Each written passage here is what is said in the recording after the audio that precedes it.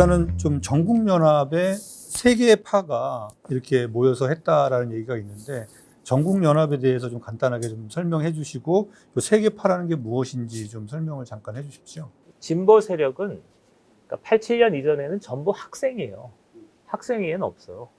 그다음에 제야 어른들이 계신데 이분들은 그냥 개인인 거죠. 87년 6월 달이 딱 나니까 이제 뭐가 생기냐면 학생도 생기고 노동자도 생기고 농민도 생기고 이래 버린 거예요. 그럼 얘를 연합해서 뭔가를 조직을 만들잖아요.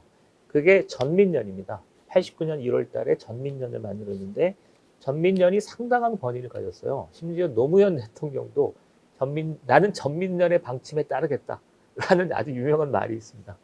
그런데 전민련이 이제 그러니까 계속 쪼개지는데 1차 붕괴가 뭐냐면 역시 정당이에요, 정당. 정치 활동을 어떻게 할 것인가인데 이때 89년, 90년대 1차 붕괴되는데 이때 전민련을 구성하고 있던 지도급 인사들이 대부분 정치권으로 떠나요. 대표적인 게 이재호, 그 다음에 김근태, 장기표, 그 다음에 이부영이니까 당시 핵심들은 다 떠났어요. 다 보수당 거쳤네. 네, 그래서 90년에 이제 떠나고 나서 이제 또 전국연합이 투쟁 중심의 전국연합이 또 생기는 거죠. 그 다음에 투쟁 중심의 전국연합에 또 이제 94년, 6년에 또 떠납니다. 2차 붕괴입니다. 이때 이제 지금 우리가 386 리더라고 하는 이인영, 우상호, 기동민 뭐 이런 사람 다 있었어요. 그러니까 제가 범민전 사무처장으로 전국연합에 갔을 때 다 보던 사람들이에요. 근데 95년 이 사람들이 또 떠납니다. 그래서 95년, 6년에 2차 붕괴에 의해 전국연합이 없거든요. 근데 이때 전국연합 3파가 3개의 주요 정치 세력이 모여서 제3기 전국연합 지도부를 구성합니다. 이게 오종렬 집행부입니다. 근데 그 3파가 뭐냐면 경기동부, 인천, 그 다음에 울산파인데 소개하면 경기동부라는 책이 하나 있습니다.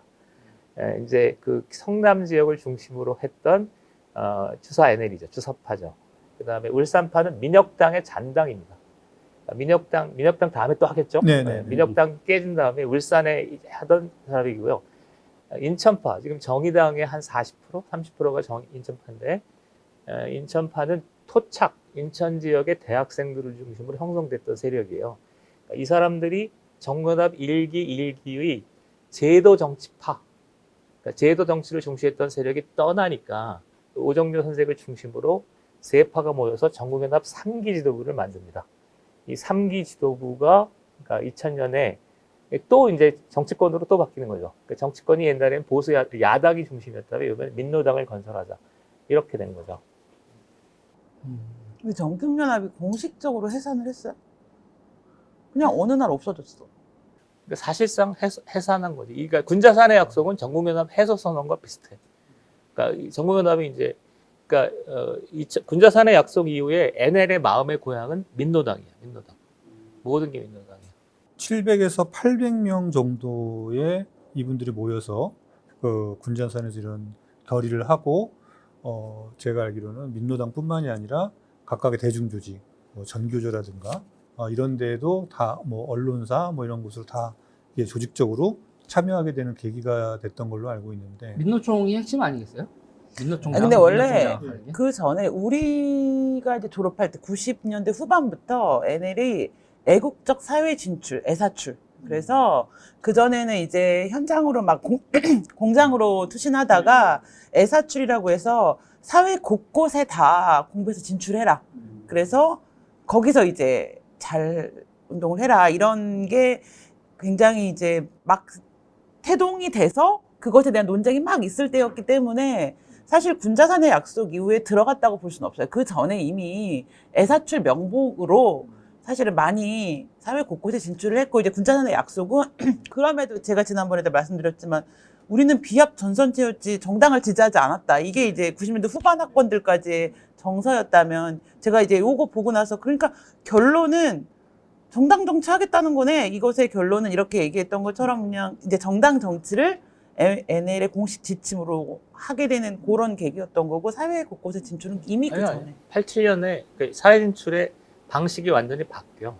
그러니까 87년 이전에는 주로 농민하고 노동자 출신이니까 이건 기본 계급, 기본 대중에 대한 진출이고 그다음에 87년 이후에 애국적 사회 진출은 그러니까 너 사무원도 될 수 있고 교사도 될 수 있는데 거기 가서도 NL의 자주민주통을 잊지 말자라는 느슨한 형태인데, 그러니까 민노당 딱 건설 이후에는 그 민주노동당의 선거에 영향을 미칠 수 있는 지역으로 의식적으로 투신해. 그러니까 지구당, 어느 지구당, 거기에서 뭘 했냐면 선거를 통해서 민노당 지도부를 바꿔버리는 게 목표야. 그러니까 매우 조직적이고. 그리고 여기서 이제 또 변호사들, 그 법조계로 진출하는 것도 그때 그렇게 노동 현장에 있다가 고시 공부해서 법조계로 진출하는 분들도 꽤 있죠. 그러니까 저는 이게 그 어떤 정치적인 계기 때문에 이것도 실제 좀 북쪽에서 좀 얘기가 나와서 진행된 거 아닌가요? 그럼 어떤 계기로 이런 게 논의가 되고 결정이 된 그 배경이 무엇인가 그게 좀 궁금하거든요. 여기서 나는 개인적 어떤 친구 관계도 있고 이런데. 아니, 나 아니, 소장이 어차피 간접으로 형 다 살았으니까 까도 되지 않아? 이미 다 형 집행했잖아. 아니 나는 괜찮아. 내 친구들 있고 아는 사람 있고 다 이런데. 전화 받았잖아. 전화 받았지. 네. 그러니까 이 북한의 영향력이 상당히 개입된 겁니다. 그러니까 뭐냐면은 90년대 중후반의 남쪽 운동권의 분위기는 뭐였냐면, 그러니까 범민련을 사수하자였거든요. 그런데 이게 딱 끝난 다음엔 민노당으로 바뀌는데, 제가 범민련 사무처장이었잖아요. 범민련 사무처장이 어느 정도냐면 2000년, 2002년도에 제가 지금도 이제 일본 통해서 전화를 할 수 있어요. 전화를 하고 여기서 일본에서 다시 북한으로 연락을 하는데 이거를 2년 정도 24시간 가동을 했어요. 제가 전화를 열고 있잖아요. 그러면 일본에 있는 조총련의 정치국장, 범민련 공동사무국 사무부청장인 박용 씨랑 즉석에서 전화가 돼요.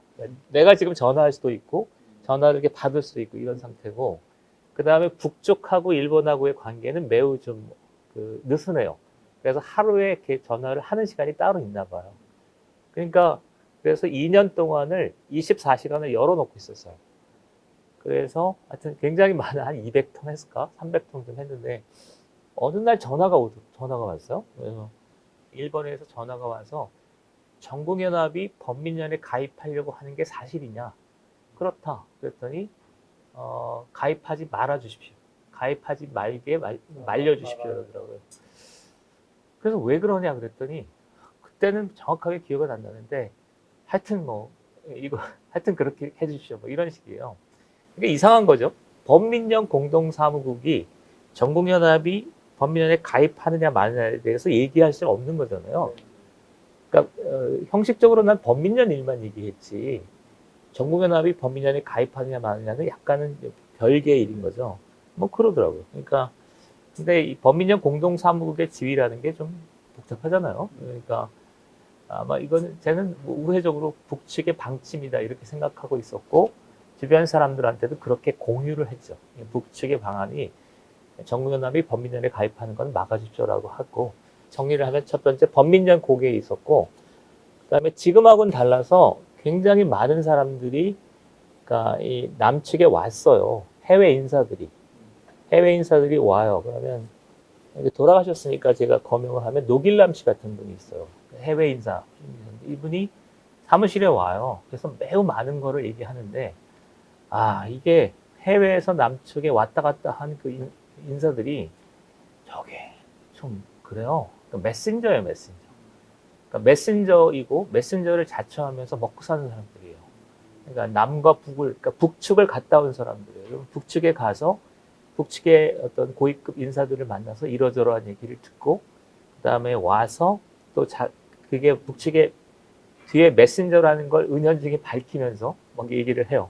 그러면 이제 그 사람들하고는 굉장히 오랜 시간 얘기를 하죠. 그러면 북측에 이제 메시지라는 게 전해지잖아요. 그럼 그런 얘기가 있었고, 그 다음에 역시 한민전 방송이 마지막으로 영향력을 발휘하고